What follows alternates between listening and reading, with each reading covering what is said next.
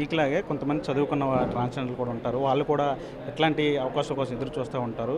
అలాంటి వాళ్ళకి ఏం చెప్తారు మీరు? ఖచ్చితంగా సార్. ఇప్పుడేంటంటే, ఇప్పుడు అన్నం ఉడికిందా లేదా అని ఒక సామెత విన్నారా? అన్నం ఉడికిందా లేదా అనేది మనకెలా అర్థమైద్ది? ఒక మెతుకు పట్టుకొని చూస్తేనే అర్థమైద్ది.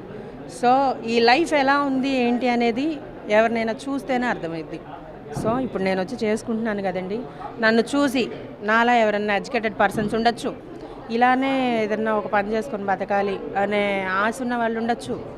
ఇంకొకటేంటి, మాకు కూడా ఏదైనా అవకాశం వచ్చిద్దేమో అని అభిప్రాయపడే వాళ్ళు ఉండొచ్చు. ప్రతి ఒక్కళ్ళకి ఇది ఒక ఆపర్చునిటీ అండ్ గొప్ప అవకాశం అని కూడా చెప్పొచ్చు.